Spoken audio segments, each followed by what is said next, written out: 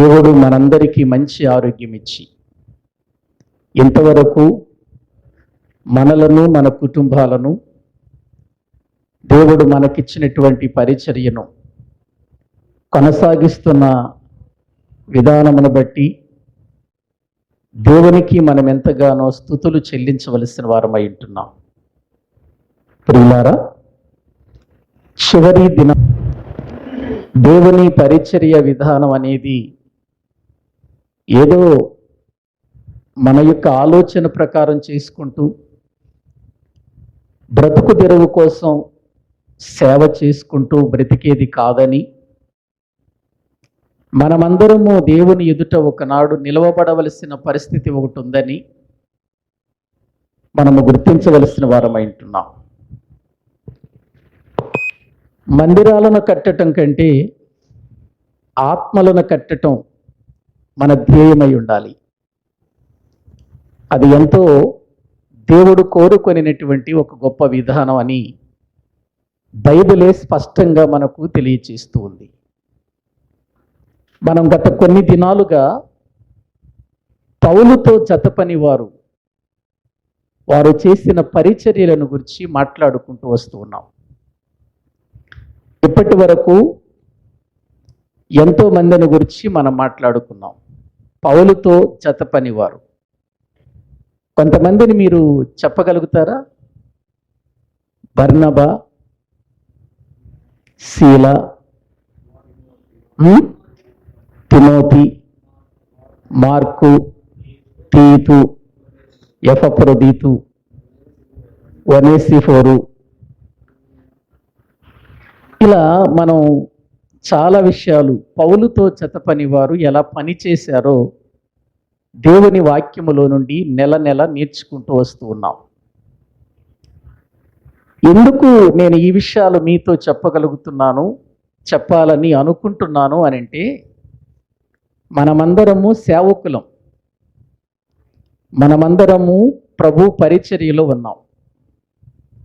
మనకు బోధ అనేటువంటిది ఏ విధంగా ఉండాలంటే, మన పరిచర్య మనం చేసేటువంటి విధానం ఒక ఆధ్యాత్మికమైన విధానంలో దేవుడు కోరుకున్నదిగా ఉండాలి తప్ప, మనకేదో పేరు తెచ్చేది పెట్టేదిగా, మనమేదో గొప్పగా ప్రజలకు చూపించుకొని మనల్ని మనం పొగిడించుకునేటువంటి విధానంలో మన విధానం ఉండకూడదు. అందుచేత ప్రతి దేవుని జతపనివాడు దేవుని కొరకు ఎలా ఆనాడు బ్రతికారో ఆ విషయాలు మనం నేర్చుకుంటున్నాం. ఈరోజు కూడా నేను మరొక వ్యక్తిని మీకు తెలియచేస్తాను.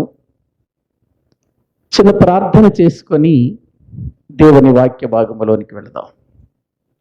అందరూ కూడా తలలో వంచినట్లయితే చిన్న ప్రార్థన చేసుకుందాం. మమ్మలను అతిమిక్కిలిగా ప్రేమించిన మా ప్రియ పరలోకపు తండ్రి, మీ ఘనమైన శ్రేష్టమైన ఉన్నతమైన నామానికి స్తోత్రములు చెల్లిస్తూ ఉన్నాం. తండ్రి, ఇంతవరకు తండ్రి గారిని నిలవబెట్టుకొని మీరిచ్చినటువంటి మంచి హెచ్చరికలను బట్టి మీకు స్తోత్రములు చెల్లిస్తున్నాం.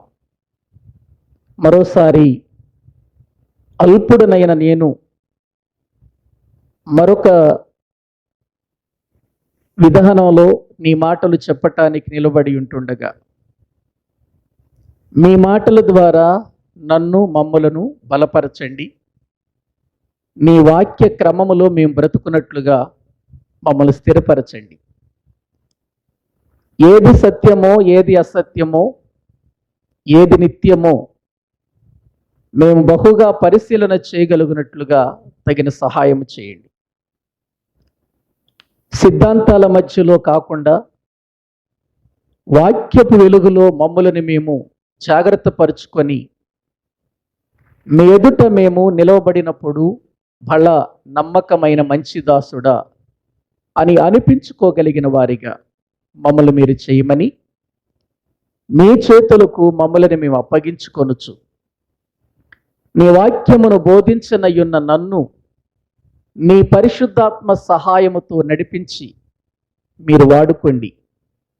నా మట్టి బుర్రలో నుండి వచ్చే నా సొంత జ్ఞానపు మాటలు కాకుండా పరిశుద్ధాత్మ ద్వారా వ్రాయబడిన నీ గ్రంథంలోని మాటలు బోధించటానికి పరిశుద్ధాత్మ సహాయమును నడిపింపును జ్ఞానమునిచ్చి మమ్మల్ని అందరినీ పరిచర్యలో ప్రోత్సహించమని, ఈ జిఎన్పిఎం ద్వారా జరుగుతున్న పరిచర్యలన్నీ దీవెనకరముగాను వాక్యానుసారముగాను ఆధ్యాత్మికంగా ఉండునట్లుగా మీరు మమ్ములను మలచమని ప్రార్థన చేస్తూ మీ కృపగలిగిన హస్తాలకు మమ్ములను మేము అప్పగించుకొనుచు యేసుక్రీస్తు ప్రభు పేరిట ప్రార్థించి స్తుతించి వేడుకుంటున్నాము తండ్రి, ఆమేన్.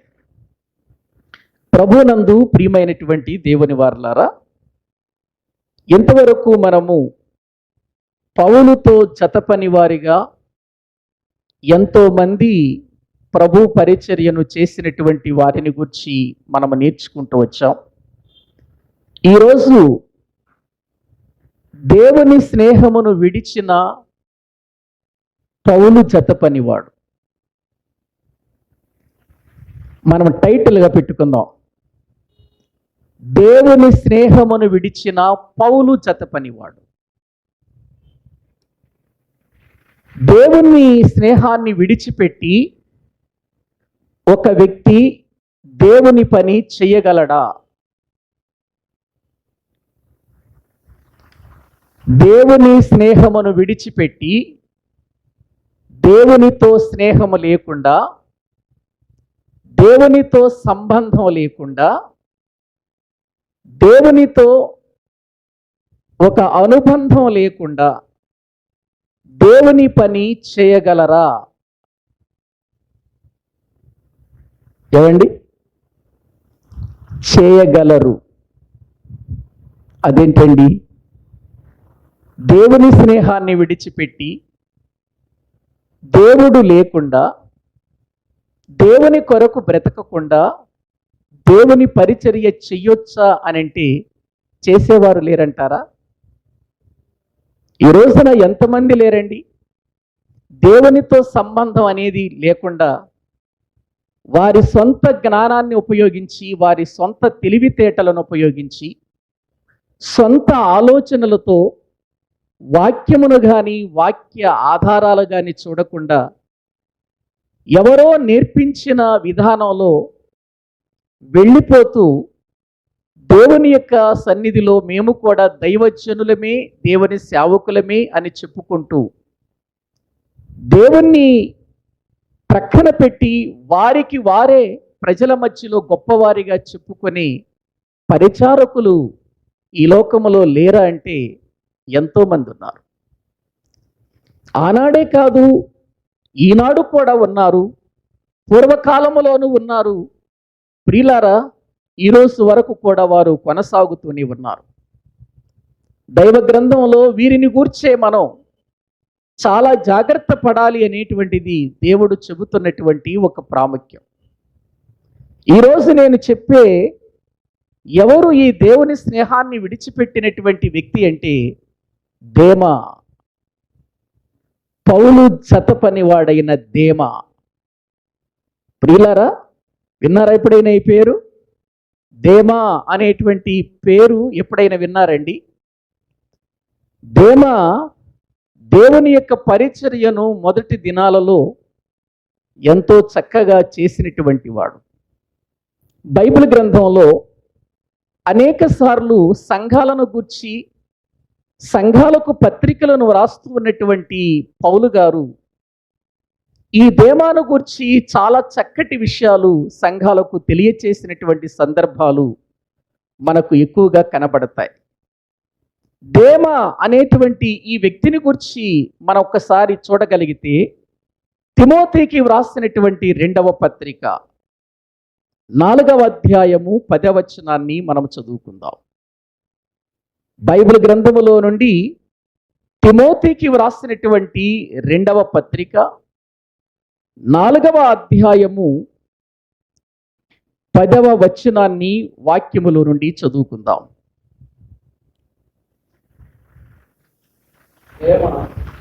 దేమా ఇహలోకమును స్నేహించి నన్ను విడిచి తెస్సలోనికకు వెళ్ళెను. చాలండి. పౌలు గారు తిమోతికి రెండవసారి ఉత్తరము రాస్తున్నాడు అనగానే మనకు జ్ఞాపకం రావలసినటువంటిది ఒకటి ఉందని పోయినసారి చెప్పాను నేను. ఏంటి? పౌలు గారి తుది పలుకులివి. తిమోతి గారి రెండవ పత్రిక తర్వాత ఇక పౌలు గారి పత్రిక రాయడు. మరణానికి ముందు రాసిన పత్రికనే తిమోతికి రాసిన రెండవ పత్రిక. ఈ రెండవ పత్రికను రాస్తూ, తిమోతికి ఈ రెండవ పత్రికను రాస్తూ ఇక్కడ ఒక వ్యక్తిని పౌలు గారు తిమోతికి తెలియచేస్తున్నాడు. ఎవరు ఆ వ్యక్తి అంటే దేమా. దేమా అనే మాటకు అర్థం ఏంటంటే ప్రజానురాగము కలిగిన వాడు. ప్రజానురాగము కలిగిన వాడు అని అర్థం దేమా అనేటువంటి మాటకు అర్థం.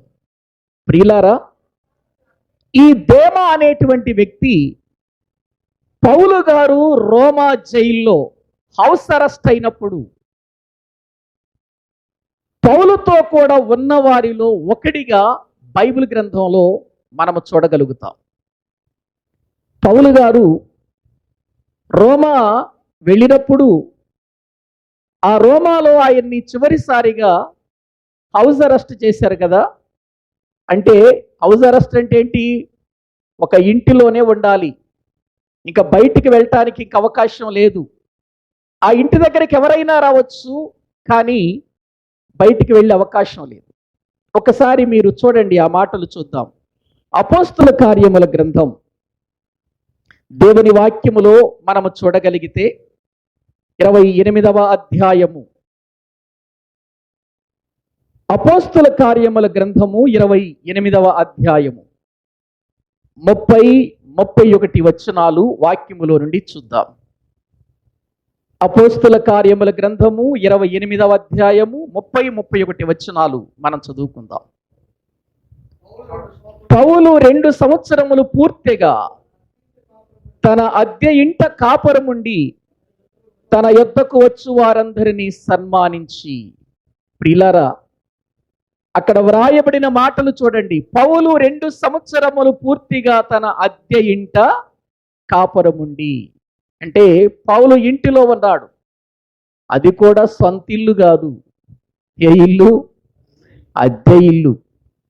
అద్దె ఇంటిలో 2 సంవత్సరములు అతడు ప్రియులారా అరెస్ట్ అయిపోయాడు. హౌస్ అరెస్ట్ అయిపోయాడు. బయటకు వచ్చే అవకాశం లేదు. ఆ సమయంలో పౌలు గారి దగ్గర చాలా మంది ఉన్నారు. వారితో పాటు ఉన్నటువంటి వాడే ఇదిగో ఈ దేమా. అక్కడ నుండి పౌలు గారు కొన్ని పత్రికలు రాశాడు. ఆ రోమా చెరసాలలో లేక హౌస్ అరెస్ట్గా ఉండి పౌలు గారు కొన్ని పత్రికలు రాశాడు. ఆ పత్రికలలో ఒక పత్రిక కొలస్సీలకు రాసిన పత్రిక. ఈ కొలస్సీలకు రాసినటువంటి పత్రికను గురించి మనం ఆలోచన చేస్తే ఒక్కసారి చూద్దాం. ఫిలోమోనుకు రాసినటువంటి పత్రిక 1వ అధ్యాయము 24వ వచనాన్ని మనము చదువుకుందాం. 24వ వచనాన్ని. ఫిలోమోనుకు రాసినటువంటి పత్రిక 1వ అధ్యాయం 24వ వచనం. క్రీస్తు యేసునందు తోటి ఖైదీ అయినటువంటి ఎపఫ్రా, నా జత పనివారైన మార్కు, అరిస్తార్కు, దేమా వందనములు చెప్పుచున్నాడు. ఫిలోమోనుకు రాసినటువంటి పత్రిక. ప్రియులారా, ఇది కూడా అతడు రోమాలో అరెస్ట్ అయినప్పుడు రాసినటువంటి పత్రికే ఫిలోమోను పత్రిక. ఇప్పుడు రండి కొలస్సీలకు రాసిన పత్రికలోని. ఇప్పుడు రండి 4వ అధ్యాయం. కొలస్సీలకు రాసినటువంటి పత్రిక 4వ అధ్యాయము దేవుని వాక్యములో 14వ వచనం చదువుకుందాం. 4వ అధ్యాయము 14వ వచనం. లూకాను ప్రియుడైన వైద్యుడును దేమాయు మీకు వందనములు చెప్పుచున్నారు. చూసారా? అంటే కొలస్సీ సంఘానికి ఉత్తరము రాస్తూ, ఫిలోమోనుకు ఉత్తరము రాస్తూ ఎవరి ప్రస్తావన తీసుకొస్తున్నాడు పౌలు గారు? దేమా ప్రస్తావన తీసుకొస్తున్నాడు. ఏమని తీసుకొచ్చాడు ఇక్కడ? దేమాను గురించి ఏమని తీసుకొచ్చాడు అని అంటే, దేమా మీకు వందనములు చెప్పుచున్నాడు అనే మాట మనం చూస్తున్నాం. అంటే కొలసీ సంఘానికి ఉత్తరం రాస్తూ, కొలసీ సంఘస్థులారా దేమా మీకు వందనాలు చెబుతున్నాడంటే, ఇప్పుడు కొలసీ సంఘానికి దేమా తెలిసినవాడా తెలియనివాడా? తెలిసినవాడు కాబట్టి చెబుతున్నాడు, అంతే కదా, లేకపోతే చెప్పడు కదా. దేమా కొలసీ సంఘానికి తెలిసినవాడు అంటే కొలసీ సంఘమునకు పౌలు గారితో పాటు వెళ్ళి ఉండొచ్చు, లేకపోతే అతడే పౌలు గారి చేత పంపించబడి ఉండవచ్చు, లేదు కొలసీ ప్రదేశంలో ఉండి వారందరినీ పరిచయం చేసుకొని చక్కగా అక్కడ కొంతకాలం పరిచర్య జరిగించి ఉండొచ్చు. ఏది ఏమైనా కొలసీ సంఘానికి దేమాను గూర్చి ప్రియులారా రాస్తున్నాడు. దేమా కూడా మీకు వందనాలు చెబుతున్నాడు అని అంటే, దేమా కొలసీ సంఘానికి పరిచయమైనటువంటి వాడు.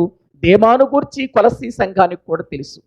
ఇప్పుడు ఫిలోమోనుకు ఉత్తరం రాస్తూ, ఫిలోమోను గురించి కూడా ఫిలోమోనుకు ఉత్తరం రాస్తూ, వాస్తవానికి ఫిలోమోను పత్రికను కూడా మనము చూస్తే అది ఒనేసిమును గుర్చినటువంటి ప్రియులార ప్రస్తావన గురించి రాసిన పత్రిక.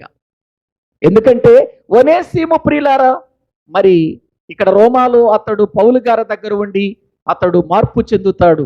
ఎందుకంటే ఫిలోమోను ఇంట్లో నుంచి వెళ్ళిపోయినప్పుడు ప్రియులార మారు మనసు పొందిన తర్వాత ఈ దాసుడైనటువంటి ఒనేసిమును పంపిస్తూ, ఆ ఒనేసిమును గురించి రాస్తూ ఏమి చెబుతున్నాడు ఫిలోమోను కంటే, ఇప్పుడు చదవండి మళ్ళీ ఫిలోమోను రాసినటువంటి పత్రిక 1:24 ఏం చెబుతున్నాడో అక్కడ వాక్యములో మనం చూడొచ్చు. 24వ వచనం, నా తోడి ఖైదీ అయిన ఎపఫ్రా, నా జత పనివారైన మార్కు, అరిస్తార్కు, దేమా, లూకా వందనములు చెప్పుచున్నారు అన్నాడు. అంటే ఇప్పుడు ఫిలోమోను ఇంటిలో ఒక సంఘం ఉందండి. ఫిలోమోను ఇంట్లో సంఘం ఉంది. ఫిలోమోను ఇంటిలో ఒక సంఘం ఉంది. ఫిలోమోనుకు ఈ ఉత్తరము రాస్తూ ఉన్నాడు. ఆ ఉత్తరము రాస్తూ ఏం చెబుతున్నాడు అని అంటే, క్రీస్తు యేసునందు నా తోడి అయిన ఖైదీ అయిన ఎపఫ్రా, నా జత పనివారైన మార్కు, అరిస్తార్కు, దేమా, లూకా వందనములు చెప్పుచున్నారు. నా జత పనివారైన అన్నాడు చూడండి అక్కడ. అంటే ఇప్పుడు దేమా కూడా ఎవరి జత పనివాడు? పౌలు గారి యొక్క జత పనివాడే. నా జత పనివాడు దేమా. అంటే ఇప్పుడు ఫిలోమోను ఇంటిలో కూడా ఉన్న సంఘానికి, లేక ఫిలోమోనుకు దేమాను గురించి చెబుతున్నాడంటే, ఇప్పుడు ఫిలోమోనుకు కూడా దేమా తెలుసా తెలియదా? తెలుసు. బాగా గమనించండి.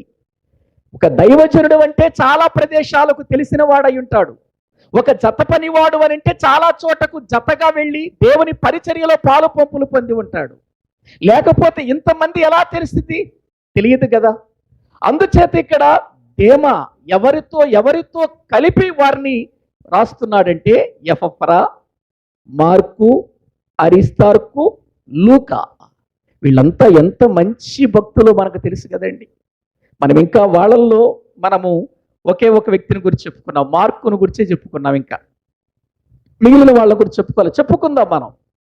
ఇప్పుడు దేవుని వాక్యంలో చూస్తే లూకా ఒక సామాన్యమైనటువంటి వాడంటే కాదు. లూకా అనేటువంటి వ్యక్తి ఒక వైద్యుడిగా కనబడతాడు మనకు. ప్రియులారా, దేవుని వాక్యములో లూకా సువార్త రాసిన వాడిగా కనబడతాడు. అపోస్తుల కార్యములు రాసిన వాడిగా కనబడతాడు మనకు లూకా గారు. ఇప్పుడు లూకా గారితో సమానంగా ఎవరిని గురించి రాస్తున్నాడు? దేమాను గురించి రాస్తూ ఉన్నాడు లూకా. తర్వాత మనము చూస్తే మార్కును గురించి మనం మాట్లాడుకున్నాం. వెనక్కి తిరిగి వెళ్ళిపోయినా మార్కు మళ్ళీ తర్వాత తిరిగి వచ్చి దేవుని కొరకు తన జీవితాన్ని ఎలా సమర్పించాడో దైవ గ్రంథంలో మనము చూచాం. ఇప్పుడు అటువంటి మార్కును కూడా కలుపుకొని ఇక్కడ రాస్తున్నాడు. అరిస్తార్కు గురించి ఇక మనం చెప్పుకుంటాం. వీళ్ళంతా కూడా మంచి భక్తులు. ఒక లూకా గారు కానీ, ఒక అరిస్తార్కు కానీ, లేకపోతే ఒక మార్కు గారు కానీ, ఒక ఎపఫ్రా కానీ, వీళ్ళందరిని గురించి మనం మాట్లాడుకుంటే వీళ్ళందరూ భక్తులు. ఈ భక్తులతో కూడా కలిసి దేమాను గురించి మాట్లాడుతున్నాడంటే, ఇప్పుడు దేమా కూడా భక్తుడా కాదా? భక్తుడు. ఎందుకంటే ఎందుకు భక్తుడు అనాలంటే నా జత పనివారైన అన్నాడు అక్కడ పౌలు గారు. నా జత పనివారు అంటే దేవుని జత పనిలో పౌలు గారితో లూకా గారు కలిసి పనిచేసినట్లుగా, అరిస్తార్కు గారు పనిచేసినట్లుగా, ఎపఫ్రా గారు పనిచేసినట్లుగా, మార్కు గారు పనిచేసినట్లుగా దేమా కూడా పనిచేశాడా లేదా? చేశాడు. ప్రియులారా గమనించండి, అటు చూస్తే కొలసీ సంఘానికి ఉత్తరం రాస్తూ దేమాను గురించి మాట్లాడుతున్నాడు. ఇదిగో ఇటు చూస్తే ఫిలోమోనుకు ఉత్తరం రాస్తూ దేమాను గురించి మాట్లాడుతూ ఉన్నాడు. ప్రియులారా అసలు దేవుని జత పనివారు అని అంటే అసలు ఎవరు? దేవుని రాజ్యాన్ని కట్టేవాళ్లే కదండి దేవుని జత పనివారంటే. ఒక్కసారి చూడండి బైబిల్ గ్రంథములు మనము చూడగలిగితే ప్రియులారా, కొలసీలకు రాసిన పత్రిక 4వ అధ్యాయం 11వ వచనం చూడండి. కొలసీలకు రాసిన పత్రిక 4వ అధ్యాయము 11వ వచనాన్ని మనం చదువుకుంటే, దేవుని యొక్క సన్నిధిలో దేవుని జత పని వారంటే ఎవరు, ఏం చేస్తారు వీళ్ళు అని మనం చూస్తే అక్కడ వ్రాయబడిన మాటలు, మరియు యూస్తు అను యేసు కూడా మీకు వందనములు చెప్పుచున్నాడు. వీరు సున్నతి పొందిన వారిలో చేరిన వారు, వీరు మాత్రమే దేవుని రాజ్యము నిమిత్తము నా జత పని వారై ఉన్నారు. వీరి వలన నాకు ఆదరణ కలిగెను అనే మాట మనం చూస్తున్నాం. అంటే దేవుని జత పని అయినటువంటి వారు చేసే పని ఏంటంటే దేవుని రాజ్యమును కడతారు. ఏవండి? దేవుని రాజ్యాన్ని కడతారు. దేవుని రాజ్యము అనగానే మనకు పరలోకం జ్ఞాపకం రాకూడదండి. దేవుని రాజ్యము అనగానే సంఘమే దేవుని రాజ్యం.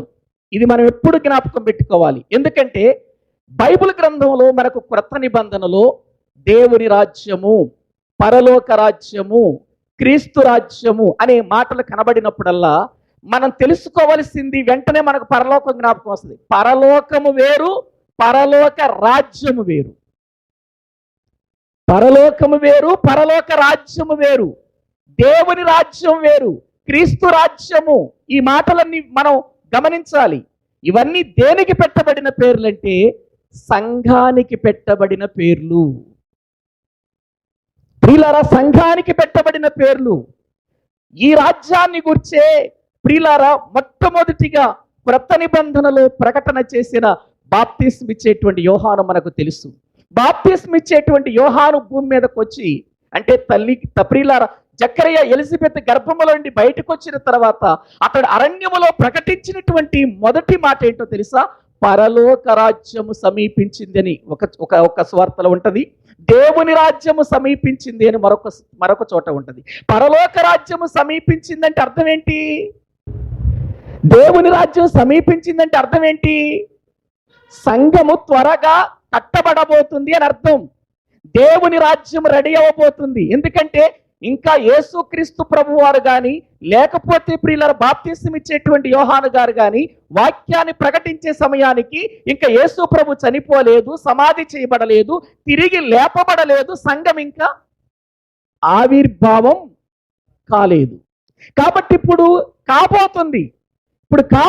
అందుకే దేవుని రాజ్యం సమీపించింది. మీరంతా రాజ్యంలోనికి రావాలి, మీరంతా ఆ రాజ్యములో ప్రవేశించాలి, మీరంతా ఆ రాజ్యములో సైనికులుగా ఉండాలి. అది మనకు జ్ఞాపకం రావాల్సింది. బైబిల్ గ్రంథంలో దేవుని రాజ్యం ఇప్పుడు ఎక్కడుంది అని అంటే భూమి మీదే ఉంది. దేవుని రాజ్యం ఎక్కడుంది అని అంటే భూమి మీద ఉందండి దేవుని రాజ్యం.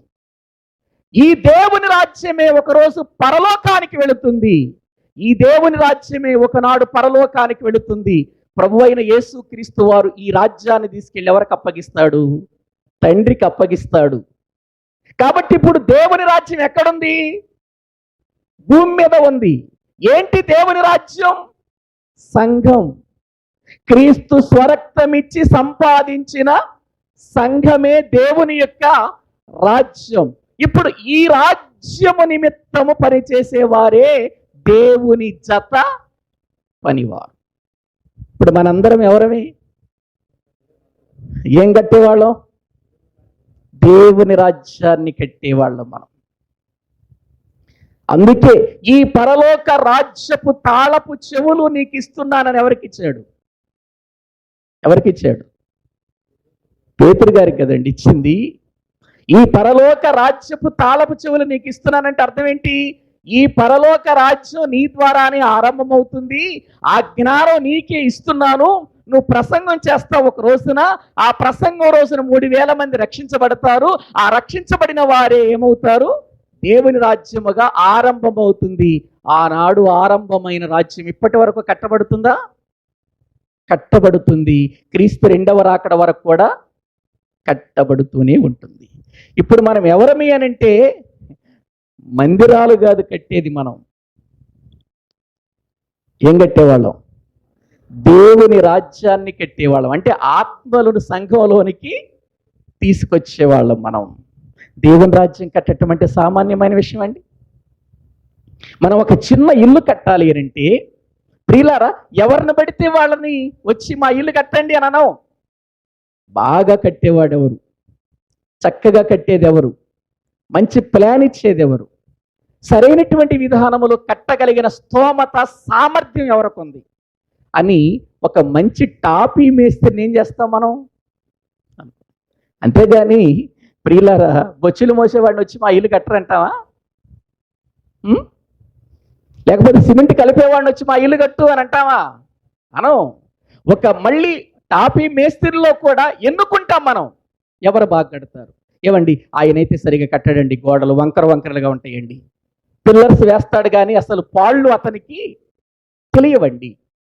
నిజంగా అండి, మా ఊర్లో మంచి మేస్త్రి ఉన్నాడండి, ఆయన చక్కగా అండి, ఆయనకు అన్ని పాళ్ళు తెలుసు, ప్లాన్ బాగా తెలుసు, చాలా చక్కగా కడతాడు, నీట్గా కడతాడు, అద్దంలాగా తీర్చిదిద్దుతాడండి ఇల్లు అని మనము ప్రియులారా తెలుసుకొని ఆ మాటలు విన్నప్పుడు అటువంటి వ్యక్తి కోసం మనం ప్రయాసపడతాం. ఒక చిన్న ఇంటిని కట్టడానికి, ఏదో ఈ భూమి మీద కొన్ని దినాలు ఉండే ఇంటిని కట్టడానికి ఇటువంటి వారిని మనం ఎన్నుకుంటే దేవుని రాజ్యము కట్టేవాడు ఎంతటి వాడు కావాలి చెప్పండి? ఎటువంటి వాడు కావాలి చెప్పండి? నాకు నాన్నగారు గుర్తు చేశాడు, అనుభవ జ్ఞానం. ఏ జ్ఞానం? జ్ఞానం వేరు, అనుభవ జ్ఞానం వేరు. జ్ఞానము అంటే ప్రియులారా చదువుకుంటే వచ్చేది జ్ఞానం ప్రియులారా. కానీ అనుభవ జ్ఞానం ఏంటి? తన జీవితములో అనుభవించినటువంటి వాటిని ప్రియులారా బాగా తెలుసుకొని పరిశీలన చేసి, ఇది అనుభవం అంటే తనకు తాను అనుభవించేదాన్ని అనుభవ జ్ఞానం అని అంటారు. ఈరోజు జ్ఞానవంతులు ఉన్నారు భూమి మీద దేవుని రాజ్యం కట్టడానికి, కానీ ఎవరు లేరు? అనుభవ జ్ఞానము కలిగిన వారు లేరు. అందుకే ఈరోజు క్రైస్తవ సంఘం ఇన్ని ముక్కలైపోవటానికి కారణం. ముక్కలు చేసింది మనమేనండి. క్రైస్తవ సంఘం డినామినేషన్లుగా ముక్కలైపోయింది అవటానికి కారణం మనమే. సరే, ఈ యొక్క విధానములో కొనసాగుతూ ఉంది కాబట్టి దేవుని రాజ్యం సరిగా కట్టబడుతుందా అని అంటే లేదనే చెప్పాలి. కారణం ఏంటంటే ప్రియులార పరిస్థితులు ఎలా ఉన్నాయంటే, ఒక ఆయన వచ్చి అంటాడు ఈ గోడ సరిగా లేదంటాడు ఇల్లు కట్టేటప్పుడు, ఒక ఆయన వచ్చి అంటాడు అసలు ఈ కిటికీ ఇటు ఉండకూడదు అంటాడు, ఒక ఆయన వచ్చి అంటాడు అసలు ఈ తలుపు ఎవరు ఇటు పెట్టారు ఇటు పెట్టకూడదు అంటాడు.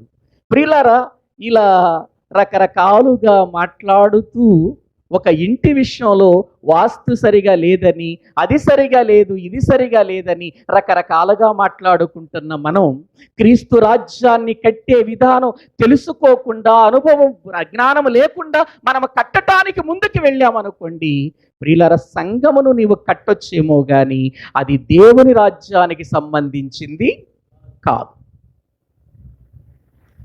ఇది మనం బహు జాగ్రత్తగా అర్థం చేసుకోవలసినటువంటి వారమైంటున్నాం. దేవుని రాజ్యమును కట్టే విధానంలో ఎఫెసీయులకు రాసినటువంటి పత్రికను చూద్దాం రండి. వాక్య భాగములో మనము చూస్తే ఎలా కట్టాలన్నాడో అక్కడ వాక్యంలో మనము చూద్దామండి. ఎఫెసీయులకు రాసినటువంటి పత్రిక 2వ అధ్యాయము దేవుని వాక్య భాగాన్ని కనుక మనము జ్ఞాపకం చేసుకుంటే 15వ వచనము నుండి 16వ వచనము నుండి మనం చదువుకుందాం. 16వ వచనము నుండి 2వ అధ్యాయము 16వ వచనము నుండి, తన శిలువ వలన ఆ ద్వేషమును సంహరించి దాని ద్వారా వీరిద్దరిని ఏక శరీరముగా చేసి దేవునితో సమాధానపరచవలెనని ఇలాగు చేసిన కనుక ఆయనయే మనకు సమాధాన కారకుడై ఉన్నాడు. మరియు ఆయన వచ్చి దూరస్తులైన మీకును సమీపస్తులైన వారికి సమాధాన సువార్తను ప్రకటించెను. ఆయన ద్వారానే మనము ఉభయులము ఆ మాట బాగా ప్రియులారా చదవండి. ఒక్క ఆత్మయందు ఉభయులు ఒక్క ఆత్మయందు ఏమయ్యారట? తండ్రి సన్నిధికి చేరగలిగి ఉన్నాము. కాబట్టి మీరిక మీదట పరజనులను పరదేశులనై ఉండక పరిశుద్ధులతో ఏక పట్టణస్థులను దేవుని ఇంటివారునై ఉన్నారు. ఈ క్రీస్తు యేసే ముఖ్యమైన మూలరాయి అయి ఉండగా అపోస్తులను ప్రవక్తలను వేసిన పునాది మీద మీరు కట్టబడి ఉన్నారు. ప్రతి కట్టడమును అన్నాడు చూడండి. మళ్ళీ అక్కడ 21వ వచనం, ప్రతి కట్టడమును ఆయనలో చక్కగా ఏం చేయబడాలి? ఎవరిలో? ఆయనలో అంటే క్రీస్తులో. మనం కట్టే కట్టడం ఎవరిలో అమర్చబడి ఉండాలి? అమర్చబడి ఉండాలి. ఎందుకంటే సంఘం అయింది కదండి. ఆయన స్వరక్తం ఇచ్చి సంపాదించిన సంఘము కదా. చూడండి, చక్కగా అమర్చబడి ప్రభువునందు పరిశుద్ధమైన దేవాలయమగుటకు వృద్ధి పొందుచున్నది. ఆయనలో మీరు కూడా ఆత్మ మూలముగా దేవునికి నివాస స్థలమై ఉండుటకు కట్టబడుచున్నారు. ప్రియులారా, ఇక్కడ వ్రాయబడినటువంటి విషయాలను మనం బహు జాగ్రత్తగా ఆలోచించాలి. ఒక ప్రక్క అన్యులను గురించి మాట్లాడుతున్నాడు, మరొక ప్రక్క ధర్మశాస్త్రాన్ని గురించి మాట్లాడుతున్నాడు. ఇప్పుడు ధర్మశాస్త్రమును బట్టి ప్రియులారా వచ్చినటువంటి వారు, అన్యులలో నుండి వచ్చినటువంటి వారు ఒక్క ఆత్మయందే ఒక్క రక్తము ద్వారానే ఏం చేయబడుతున్నారు? కట్టబడుతున్నారు. ఉభయులు ఇద్దరు ఒకే ఆత్మలోనికి వస్తున్నారు. కానీ ఈ రోజున మరి ఎన్ని సంఘాల వారు ఒక్క ఆత్మయందే ఉంటున్నారా అంటే పరిస్థితులు ఎలా ఉన్నాయంటే, ఆ సంఘంలో మీటింగులు జరుగుతున్నాయి, మీరు వెళ్ళవాకండి. అక్కడ మీటింగులు జరుగుతున్నాయి, మీరు వెళ్ళొద్దు. మన సంఘం మనదే, వాళ్ళ సంఘం వాళ్ళదే. ఆయన అంటాడు, వాళ్ళు మన మీటింగులకు రాలేదుగా, మీరెందుకు వెళ్ళేది, మీరు వెళ్ళవాకండి అంటాడు ఆయన. ఎవరు వీళ్ళిద్దరు? వాళ్ళెవరు వీళ్ళెవరండి? ఏమండి, ఒక్క ఆత్మలోనే ఉన్నారా? మరి ఒక్క ఆత్మ ఎందే కట్టబడుతున్నారా? లేదండి. ప్రియులారా, దేవుని రాజ్యం కట్టడం అంటే మామూలు విషయం కాదండి.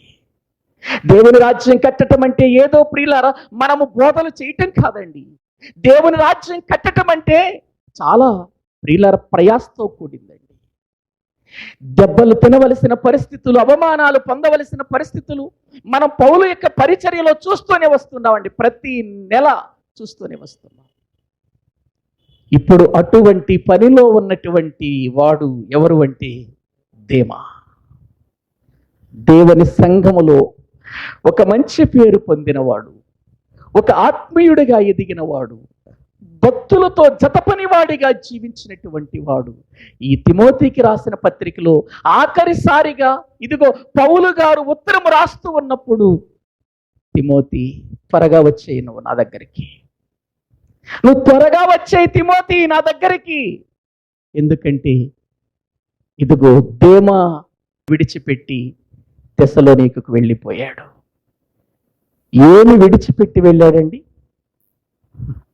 దేమా ఏమి విడిచిపెట్టి వెళ్ళాడు? ఏమి ప్రేమించి వెళ్ళాడు? ఏమండి, దేవుని పరిచర్యను విడిచిపెట్టాడు, దేవుని పనిని విడిచిపెట్టాడు, దేవుని జత పని వారిని విడిచిపెట్టాడు. ప్రియులారా, వీళ్ళ దగ్గరుంటే మనం అభివృద్ధి చెందే పరిస్థితులు ఏమీ కనబట్టలేదు, వీళ్ళ దగ్గరుంటే మనల్ని ఏమీ గొప్పవారిగా కనబడే పరిస్థితులు ఏం కనబట్టలేదు అని ఇహలోక స్నేహమును ప్రేమించి వెళ్ళిపోయాడు. ఏంటి, దేవుని జత పనివాడు ఇహలోక స్నేహాన్ని ప్రేమించాడా? ప్రేమించాడు. ఈ రోజున ఎక్కువ శాతం అదే జరుగుతుందండి. అసలు దేవుని సేవకుడు లేక దేవుని బిడ్డ ప్రియులారా ఈ లోక సంబంధమైనటువంటి వాటిని స్నేహించకూడదని బైబిల్ చెబుతుంది కదండి. ఒకసారి చూడండి, యోహాను గారు రాసిన సువార్త 15వ అధ్యాయము 19వ వచనంలో యేసుక్రీస్తు వారు తన శిష్యులతో మాట్లాడుతూ ఏమన్నాడు చూడండి. వాక్య భాగములు యోహాను సువార్త 15వ అధ్యాయము, యోహాను సువార్త 15వ అధ్యాయం 19వ వచనం చూడండి ప్రియులారా. మీరు లోక సంబంధులైన ఎడల లోకము తన వారిని స్నేహించును, అయితే మీరు లోక సంబంధులు కారు, నేను మిమ్మును లోకములో నుండి ఏర్పరచుకొంటిని, అందుచేతని లోకము మిమ్మల్ని ఏం చేస్తుంది? ద్వేషిస్తుంది. తన శిష్యులతో మాట్లాడుతున్న మాటలండి ఇవి. ప్రభు మాట్లాడుతున్న మాటలు, ప్రభువే స్వయంగా మాట్లాడుతున్న మాటలండి. ఏం మాట్లాడుతున్నాడు? లోకము కాదు మిమ్మల్ని ఏర్పాటు చేసుకుంది, లోకముతో కాదు మీరు స్నేహం చేయాల్సింది, నేను ఏర్పాటు చేసుకున్నాను అని అంటున్నాడు దేవుడు. ప్రభు మాట్లాడుతున్న మాటలు, మీరు నాకు స్నేహితులుగా ఉండాలి. పై వచనంలో అంటాడు చూడండి ఆ మాట, 14వ వచనం చదవండి. నేను మీకు ఆజ్ఞాపించు వాటిని చేసిన ఎడల మీరు నాకేమై ఉంటారు? ఏమండి, మీరు నేను ఆజ్ఞాపించిన వాటిని చేస్తే మీరు నాకు స్నేహితులు, చెయ్యకపోతే కారు, నాకు విరోధులు మీరు. ప్రియులారా, జ్ఞాపకం చేసుకోండి ఈ మాటలు ఎంత గొప్ప మాటలు ఆలోచించండి. దేవుడు ఆజ్ఞాపించు వాటన్నిటినీ మనము చేస్తున్నామని ఇక్కడ ఉన్న దైవ సేవకులంగా, ఇంక్లూడింగ్ నేను కూడా, నాతో కూడా కలిపి మనం ఆలోచన చేద్దామండి. ఆయన ఆజ్ఞాపించు వాటన్నిటినీ చేయుచున్నామా? ప్రశ్న నాకు నేను, మీకు మీరు, మనందరం వేసుకోవలసిన ప్రశ్న. మనందరము ఎవరి ఆజ్ఞానుసారముగా, ఎవరు ఆజ్ఞాపించిన వాటిని చేయాలి? ప్రభువైన యేసుక్రీస్తు వారు ఆజ్ఞాపించిన వాటన్నిటిని చెయ్యాలి. అవి చేసినప్పుడే మనం ఏమవుతాం చెప్పండి? ఆయనకు స్నేహితులం అవుతాం. ఒకవేళ ఇప్పుడు ప్రభువా నేను నిన్ను స్నేహిస్తున్నాను, నువ్వు చెప్పిన మాటలు వింటున్నానని లోకముతో, లోక సంబంధమైన వాటితో నువ్వు సంబంధం పెట్టుకుని ఉన్నావు అనుకో, నీవు లోక సంబంధి అవుతావే కానీ దేవుని సంబంధం ఏమవుతాం మనం? అందుకే అక్కడ ఏమన్నాడు, మళ్ళీ చదవండి. మీరు లోక సంబంధులైన ఎడల లోకము తన వారిని స్నేహించును, లోకము తన వారిని స్నేహించును. నువ్వు లోక సంబంధివి అయితే, నువ్వు లోక సంబంధివి కాదు కదా, అయితే మీరు లోక సంబంధులు కారు, నేను మిమ్మల్ని లోకములో నుండి ఏం చేశాను? ఏర్పరచుకొంటిని. ఇప్పుడు మీరు మళ్ళీ లోకం వైపు చూడకూడదు, లోకం వైపు వెళ్ళకూడదు, లోక పద్ధతులు ఆచరించకూడదు, లోకపు ఆలోచనలోకి వెళ్ళకూడదు అని అదే కదా దేవుడు అక్కడ చెబుతుంది. మరి ఎంత చెబుతున్నప్పుడు ప్రియులారా, మరి నిజంగా మన జీవితాలలో ఏ విధమైనటువంటి దేవుని రాజ్యాన్ని మనం కట్టగలుగుతున్నాం ఒకసారి ఆలోచించండి. దేమా ఇహలోకమును స్నేహించి పౌలు గారి లాంటి ఒక అపోస్తులుడైన పౌలు గారు లాంటి ఒక భక్తుణ్ణి, ఒక ఆత్మీయుణ్ణి, దేవుని పని కొరకు జీవితాలనే సమర్పించిన వాడిని విడిచి వెళ్ళి లోకాన్ని స్నేహిస్తున్నాడు అంటే ఏంటండి దాని అర్థం? ఏముందండి ఈ లోకంలో?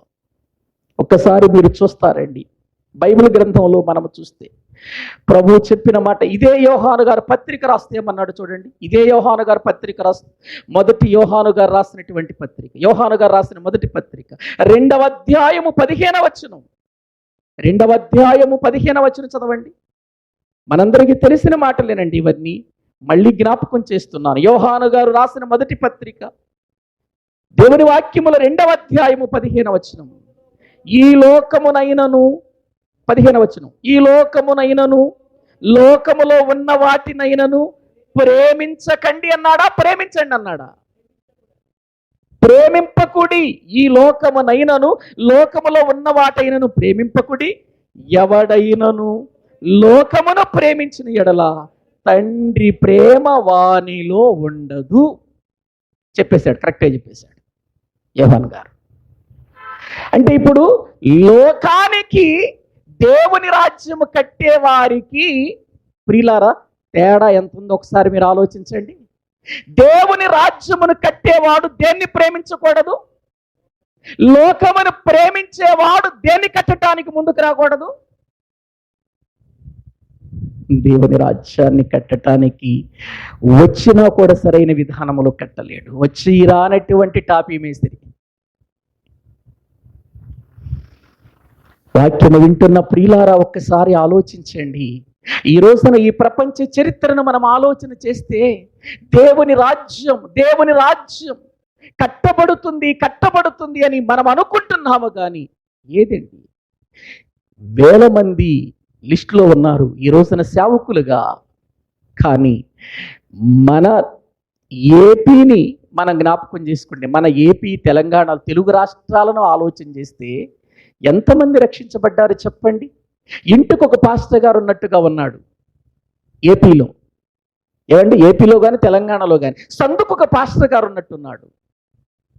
ఏ ఆత్మలను సంపాదించగలుగుతున్నారు చెప్పండి? ఎలా కట్టగలుగుతున్నారు చెప్పండి?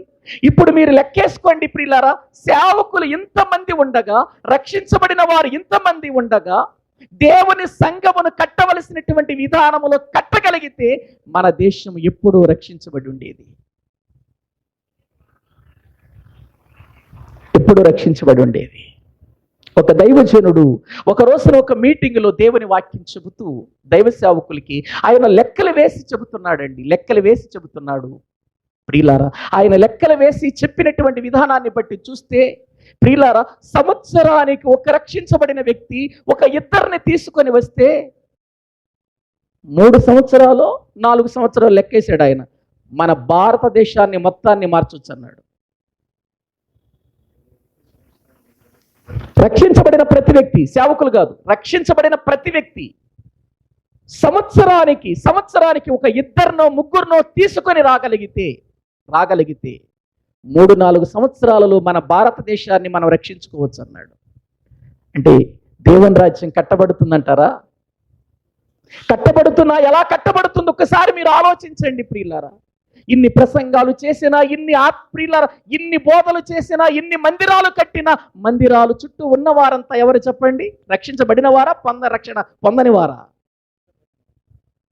రక్షించబడని వారే ఎక్కువ మంది మనకు కనబడుతున్నారు. కారణం ఏంటో తెలుసా అండి? ఎక్కువగా దేవుని రాజ్యము కడుతున్నాము అంటూ లోకమును ప్రేమించే వాళ్ళు ఎక్కువయ్యారు.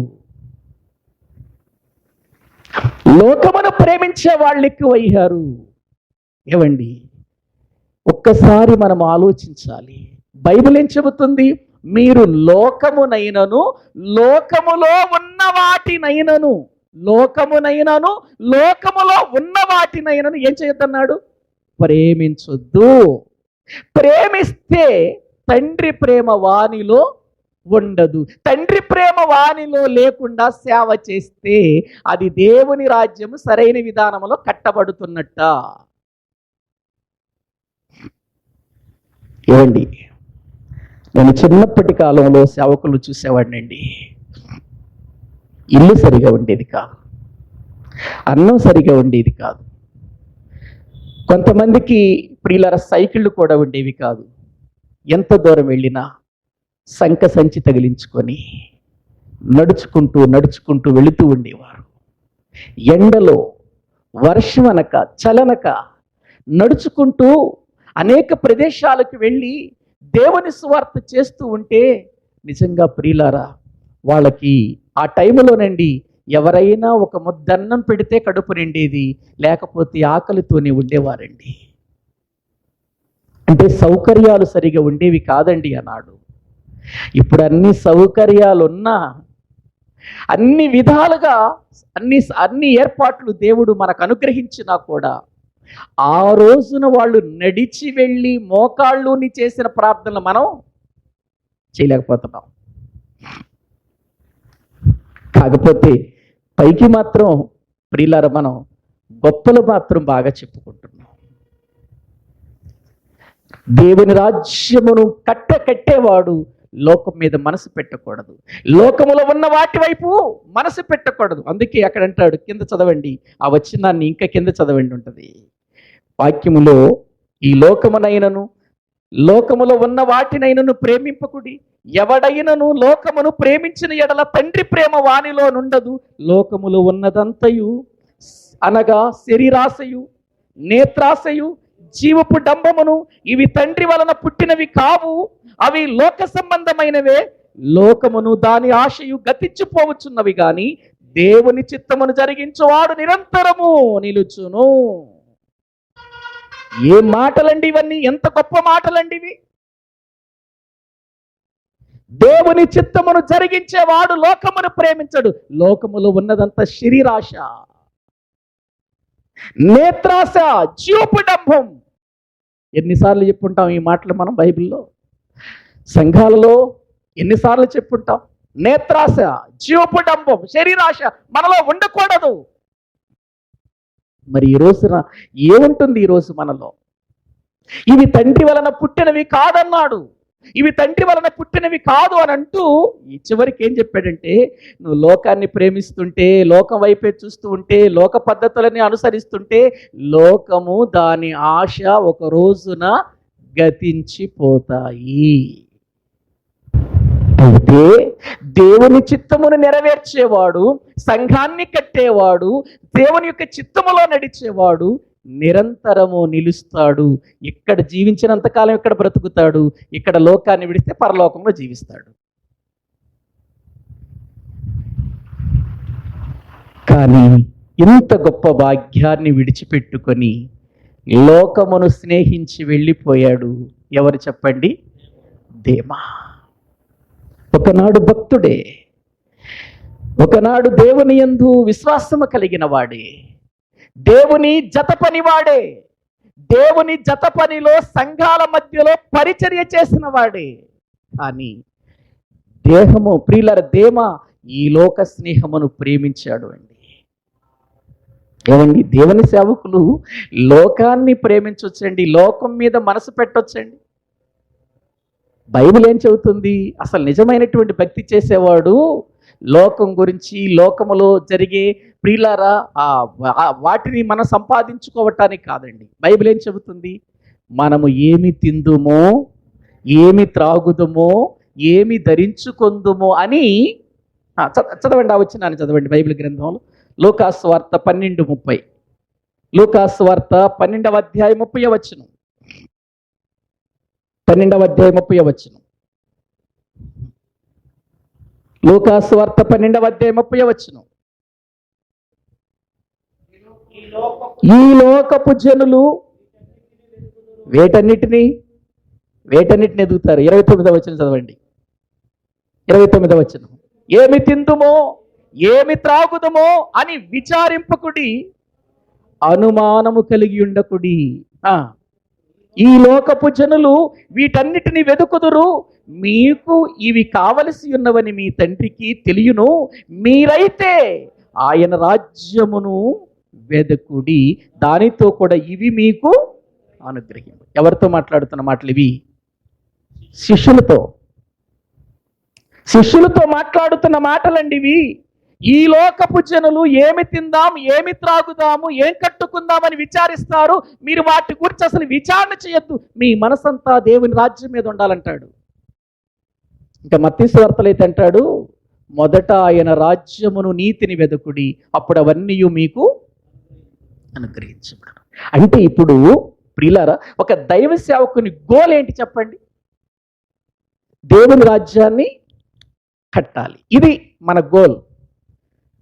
అంతేనా? లేకపోతే ఒక అపార్ట్మెంట్ కట్టాలి కన్నా, బాగా డబ్బు సంపాదించి అపార్ట్మెంట్ కట్టాలనా? కానుకలు బాగా రావాలి, డబ్బులు బాగా రావాలి, వచ్చిన వాటితో ఒక అపార్ట్మెంట్ కట్టాలి, సుఖవంతమైనటువంటి జీవితాన్ని జీవించాలని ఇదే మన గోలు? ఏమి తినాలో, ఏమి త్రాగాలో, ఏ టైంలో ఏం త్రాగాలో, ఏ టైంలో ఏం తినాలో మనకంటే ముందు మన విషయంలో జాగ్రత్త ఎవరు తీసుకున్నారో తెలుసా? మన పరలోకపు తండ్రి తీసుకుంటున్నారండి, మన పరలోకపు తండ్రి. ఇది నిజంగా క్రైస్తవులు విశ్వసిస్తే, ఇది నిజంగా ఒక దైవ సేవకుడు విశ్వసిస్తే, ఇదిగో నేను ఈ రోజున సేవకు బయలుదేరి వెళుతున్నాను, మధ్యలో ఎవరు నీళ్ళు ఇవ్వాలో, మధ్యలో ఎవరు టిఫిన్ పెట్టాలో, మధ్యలో ఎవరు భోజనం పెట్టాలో దేవుడు సిద్ధపరిచేశాడు, నేను వెళ్ళిపోతున్నాను, బయలుదేరు, నీకు టయానికి రాకపోతే అప్పుడు అన్నాడు. అండి వాక్యం వింటున్న మనం ఈ విషయాన్ని అంతగా ప్రియులరా ప్రేమించాలండి వాక్యాన్ని. ఇప్పుడు నేను బయలుదేరి వెళ్తున్నాను సేవకి, మంచినీళ్ళు ఎట్లా, ఒక వాటర్ బాటిల్ పెట్టుకుంటే బాగుంటుంది. మరి మధ్యాహ్నం ఆకలి అయింది కదా, ఎట్లా భోజనం, ఓ బాక్స్ పెట్టుకుంటే బాగుంటుంది అనుకుని వెళ్ళకూడదు మనం. దైవచరణ విధానం అండి. ఆ రోజు ప్రభు తన శిష్యులకు నేర్పిన, అపోస్తలులకు నేర్పిన విధానం అండి. ఏమి తిందుమో, ఏమి త్రాగుదుమో, ఏమి ధరించుకుందుమో అని మీరు విచారపడకండి. మీ పని ఒక్కటే, మీ గోల్ ఒక్కటే, మీ ప్రయాణం ఒక్కటే, మీ ఆశ ఒక్కటే, మీ గురి ఒక్కటే. ఏంటో తెలుసది? దేవుని రాజ్యాన్ని కట్టడానికి బయలు వెళదాం. ఎంత పని ఉంటే లోక స్నేహాన్ని ప్రియులార స్నేహిస్తున్నాడు అని అంటే నిజంగా ఎంత విచారకరమైనటువంటి విషయమో మనము ఆలోచించాలి. ఈ లోక స్నేహమును ప్రియులార ఆశించేటువంటి వ్యక్తి యొక్క జీవితం ఎంత ప్రమాదకరమైందో యాకోబు పత్రికలోనికి రండి. యాకోబు పత్రిక 4వ అధ్యాయము 4వ వచనం. యాకోబు పత్రిక 4వ అధ్యాయము 4వ వచనం అండి. యాకోబు పత్రిక 4వ అధ్యాయము 4వ వచనం చదవండి.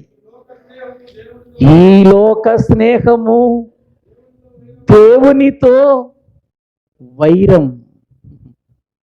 ఈ లోక స్నేహము దేవునితో ఏంటి చెప్పండి? వైరమని మీరెరుగరా? కాబట్టి ఎవడు లోకముతో స్నేహము చేయగోరునో వాడు దేవునికి శత్రువైపోతాడు. ఏంటండి ఈ మాటలు ఒక్కసారి మీరు ఆలోచించండి. అందుకే అపోస్తుల బోధను విడిచిపెట్టొద్దన్నాడు. ఎందుకో తెలుసండి? చెప్పండి. అపోస్తులు ఎవరైనా ఒక పెద్ద అపార్ట్మెంట్ కట్టుకుని బాగా సంపాదించారండి అన్న వాళ్ళు ఉన్నారా? చెప్పండి. మనం ఏం చేస్తాం తెలుసా? దేవుని పనిలో కాకుండా లోకపు సంపదలతో మునిగిపోయి బాగా అన్ని విధాల సుఖ సంపదలోకి వెళ్ళిపోయి, దేవుడు చూడండి నన్ను ఎంత దీవించాడో, దేన్ని చూసుకుని దేవుడు ఆశీర్వదించేదాం అనుకుంటున్నాం? ఏమండి, దేన్ని చూసుకుని దేవుడు ఆశీర్వదించాడు అని అనుకుంటున్నాం మనం? లోకములు, ఇళ్ళు చూసుకొని, అంతస్తులను చూసుకొని, బిల్డింగులను చూసుకొని, అపార్ట్మెంట్లను చూసుకొని, ప్రియులారు వీటిని చూసుకొని దేవుడు ఆశీర్వదించాడండి. ఇది గతించిపోయే ఆశీర్వాదం అని ఇందాకే చూపించాను నేను. లోకమును దాని ఆశయు గతించిపోతాయి. గతించిపోతుంది ఇది. గతించని నిత్యము నిరంతరము ఉండే ఒక దీవెన మన జీవితములో దేవుడిచ్చాడండి. అదే దేవుని రాజ్యమును కట్టడం. ఇదే మన మనసులో గనక ఉంటే ప్రియులారా, మనం గురంతా కూడా దేని మీద పెడతామంటే నశించిపోయే ఆత్మల మీద పెడతాం. ప్రియులారా గమనించండి, వాక్యాన్ని కనుక మనం ఆలోచన చేస్తే ఇక్కడ చెబుతున్న మాటలు చూడండి ప్రియులారా. ఎవడు ఈ లోకమును స్నేహించునో వాడు దేవునికి ఏమైపోతాడట? శత్రువైపోతాడు. నేను నిన్ను పంపించింది ఎందుకు? నిన్ను ఏర్పాటు చేసింది ఎందుకు? నిన్ను పిలిచింది ఎందుకు? నిన్ను నా సేవకు అప్పగించి వెళ్ళమని చెప్పింది ఎందుకు? ఈ లోకాన్ని స్నేహించటానికా? ఏవండి, అపోస్తలులు ఒకవేళ ప్రియులారా అదే కావాలనుకుంటే వాళ్ళ జీవితంలో ఎంత సంపాదించుకునే వాళ్ళు చెప్పండి? అదే అనుకుంటే ఈరోజు అంతటి వాళ్ళు ఉండేవాళ్ళు అంటారా?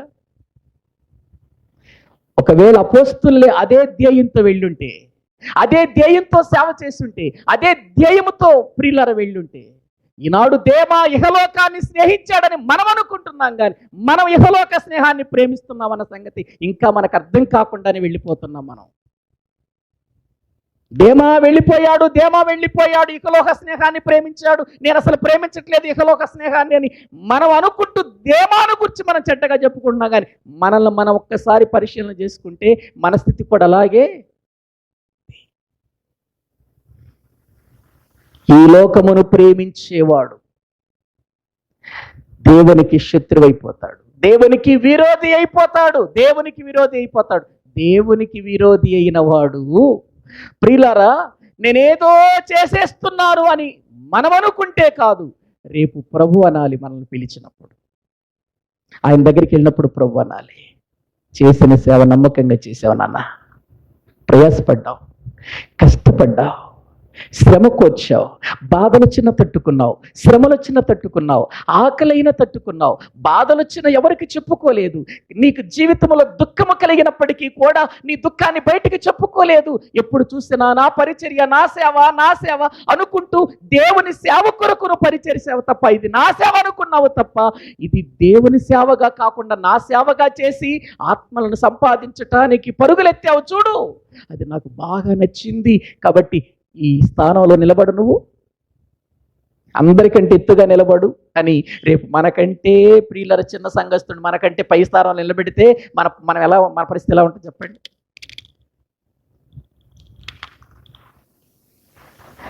ప్రియులారా గమనించండి, సేవ అనేది దేవుని రాజ్యము కట్టడం అనేటువంటిది ఒక అనుభవ జ్ఞానంతో, శ్రమతో, కష్టంతో, బాధతో, వేదనతో, దుఃఖముతో సాగేది కానీ సుఖంతో సాగేది మాత్రం కాదు.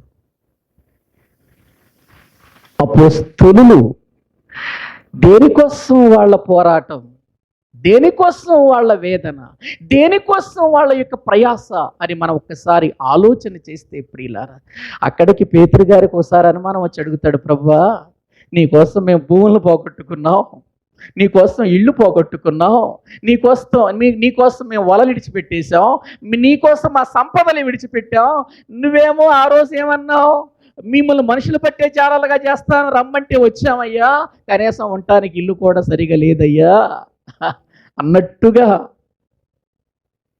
ప్రియులారా పేతురు గారంటే ప్రభు ఏమన్నాడు తెలుసా, ఇక్కడ నువ్వు ఏది పోగొట్టుకున్నావో అక్కడ 100 రెట్లు ఫలం నీకుందన్నాడు. ఎంత గొప్ప మాట అండి అది. ఇక్కడ నువ్వు నా కోసం ఏది పోగొట్టుకున్నావో అక్కడ 100 రెట్లు ఉంది అని అన్నాడు. అంటే ప్రభు కోసం పోగొట్టుకున్న ప్రతిదానికి మనకి ఎక్కడ ఫలం ఉంది చెప్పండి. ప్రభు కోసం అండి, ప్రభు కోసం పోగొట్టుకున్నవి, మనం చేతులారా పోగొట్టుకునేవి కొన్ని ఉంటాయి. ప్రియులారా మన జీవితంలో చేతగాక పోగొట్టుకునేవి కొన్ని ఉంటాయి, అవి కాదు, ప్రభు కోసం. అందుకే పౌలు ఏమంటాడంటే, నాకు ఏవేవి లాభకరములయ్యున్నవో వాటిని నేను నష్టముగా ఎంచుకున్నాను. చదవండి ఆ మాట ఒకసారి. ఫిలిప్పీయులకు రాసిన పత్రిక బైబిల్ గ్రంథంలో 3వ అధ్యాయము, ఫిలిప్పీయులకు రాసిన పత్రిక 3వ అధ్యాయము 7వ వచనాన్ని చదువుకుందాం. 7వ వచనము నుండి, అయినను ఏవేవి నాకు లాభకరములై ఉండెనో వాటిని క్రీస్తు నిమిత్తము నష్టముగా ఎంచుకుంటుని. అయినను ఏవేవి నాకు లాభకరములై ఉన్నవో క్రీస్తు నిమిత్తము వాటిని నష్టముగా లాభాలని క్రీస్తు నిమిత్తం నష్టంగా ఎంచుకున్నాడా? లాభాలు ఎవరైనా పోగొట్టుకుంటారండి? లాభాన్ని ఎవరైనా ప్రభు కోసం లాభాన్ని పోగొట్టుకొని నష్టాన్ని కోరుకుంటారా ఎవరైనా? కానీ పౌలు అంటాడు, నాకు లాభకరములైనవి ఏవేవి ఉన్నాయో వాటన్నిటినీ క్రీస్తు నిమిత్తం ఎలా ఎంచుకున్నాను, ఇవంతా నాకు నష్టం అని ఎంచుకున్నాడట. లాభాలు నష్టంగా ఎంచుకున్నాడు. నేను ఒక విషయం చెప్పనా, లాభాలు ఎక్కువ మాట్లాడతాడా నష్టాలు ఎక్కువ మాట్లాడతాడా మనిషి? ఇతరులకు చెప్పేటప్పుడు నాకు బాగా కానుకలు వస్తాయండి అని చెబుతాడు ఎవరికన్నా. ఏమండి మా చర్చిలో వస్తాయండి కానుకలు, భలే వస్తాయండి చెబుతారా? నష్టం జరిగిందనుకో అప్పుడు చెబుతాడు. లాభాలు చెప్పమండి మనం, మీరు అనుకుంటున్నారేమో అట్లా. లాభాలు చెప్పం, మనం ఎప్పుడు చూసినా దేని గురించి చెబుతాం? నష్టాల గురించే మాట్లాడతాం. ఎందుకంటే లాభాన్ని గురించి మాట్లాడితే లోకమంతము బాగా వస్తుంది అనుకుంటా, ఈయనకి బాగా సంపాదించేస్తున్నాడు, బాగా కట్టేసుకుంటున్నాడు అనుకుంటారు. కాబట్టి నష్టాలను గురించి ఎక్కువగా మాట్లాడతాం. ఏముందండి, 100 మంది వచ్చిన 10 రూపాయలు కానుక రాదండి. ఏముందండి, 100 మంది వచ్చినా కానీ తౌడు బియ్యం రావండి. ఇవి నష్టాలు, ఇవి మనకు నష్టాలు, ఇవి ఇలా మాట్లాడుకుంటాం మనం. ఏవండి, మా సంఘం ప్రభు కొరకు నిలిచిన సంఘం మా విషయంలో చాలా మాకు సహాయం చేస్తుందండి, మేము ముందుకెళ్తున్నామండి అని చెప్పుకునే మాటలు చాలా తక్కువగా ఉంటాయండి. ఎందుకంటే మనిషి లాభాన్ని ఎక్కువగా దాచుకుంటాడు, నష్టాన్ని ఎక్కువగా ప్రజల ముందు చెబుతాడు. కానీ ఇప్పుడు లాభాలని నష్టాలుగా చేసుకొని క్రీస్తు నిమిత్తము తన జీవితాన్ని సమర్పించిన వాడెవరయ్యంటే పౌలు గారు.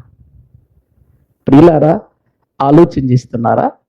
వాక్యం వింటున్నా మీకు ఒక ఆశ్చర్యకరమైన విషయం చెబుతాను చూడండి. మా మీటింగులో, ఇప్పుడు జరగబోయే మీటింగుల గురించి చెప్పబడిన విషయాలు, ఒక ఆశ్చర్యకరమైన విషయం. మీటింగులు పెట్టుకుందాం అనుకున్న తర్వాత మందిరంలోనే ఏర్పాటు చేసుకుందాం ఎప్పటిలాగా. అంటే మేము ఒక నిర్ణయానికి వచ్చాం, సంవత్సరానికి 4 నెలలకొక్కసారి మీటింగ్ జరగాలి మందిరంలో, దేవుని మాటలు వినిపించాలి అనే ఒక నిర్ణయానికి వచ్చాం. సరే, అలాగే డిసెంబర్ అయిపోయింది, మళ్ళీ మార్చి వచ్చింది, 4 నెలలు అయిపోయినాయి. ఇప్పుడు మీటింగ్ పెట్టాలి అని అనుకుంటే 15వ తారీఖున సేవకులు కొడుకు వచ్చింది, 16వ తారీఖుని మీటింగ్ పెట్టుకుందాం అనుకున్నాం. అంతా మాట్లాడేసుకున్నాం. ఇక మందిరంలో మీటింగ్ అనుకున్నాం. ఎందుకో నాకు అనిపించింది, ఎప్పుడు చూసినా మనమే వింటున్నాం, చుట్టుప్రక్కల ప్రజలు ఉన్నారు, వారికి వాక్యాన్ని వినిపించొద్దాం మనం. అయితే ఎట్లా మరి?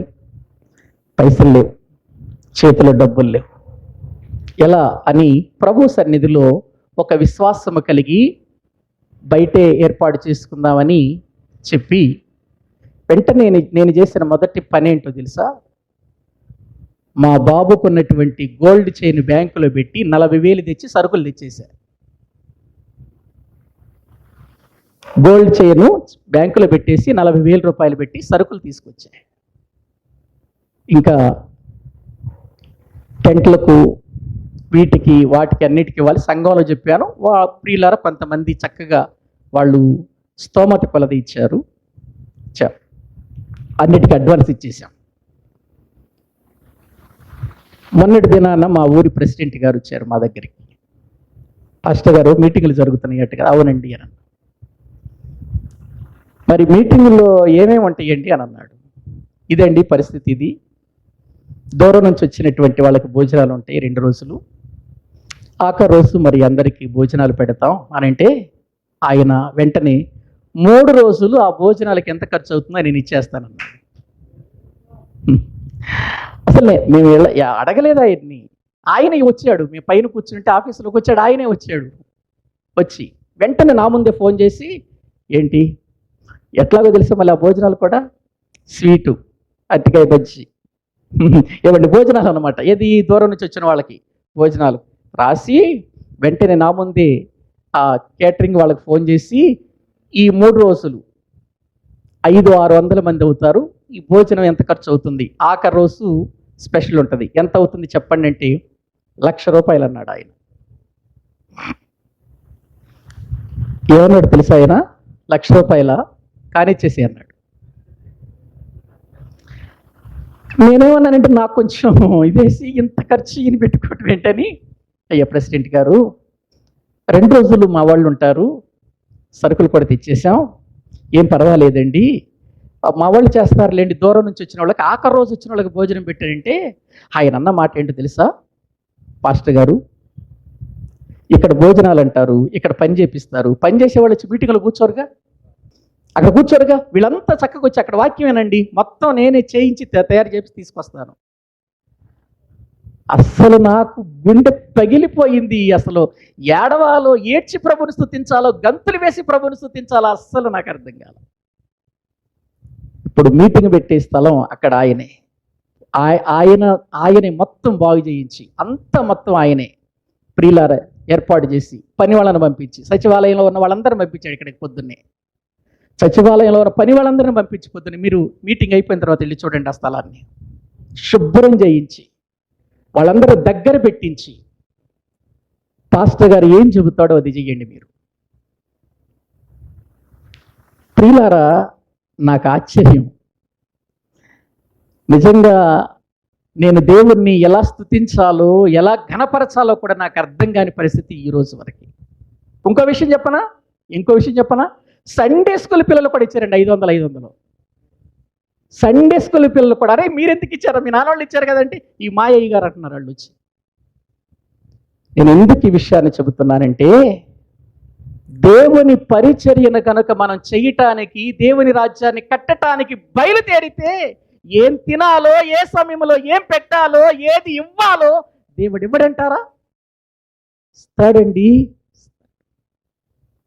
ఈ లోక స్నేహాన్ని ప్రేమించాల్సిన అవసరం మనకు లేదండి. ప్రియులారా, వాక్యము వింటున్నటువంటి మనము ఆలోచించాలి.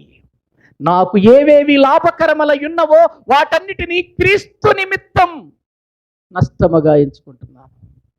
ఇప్పుడు చక్కగా రేపు మీటింగ్ అయిపోయిన తర్వాత బ్యాంకులో పెట్టినటువంటి ప్రియులారా, దాన్ని విడిపించుకోవచ్చు అవకాశం ఉందా నాకు? వచ్చేసింది కదా, నాకేంటండి ఇక.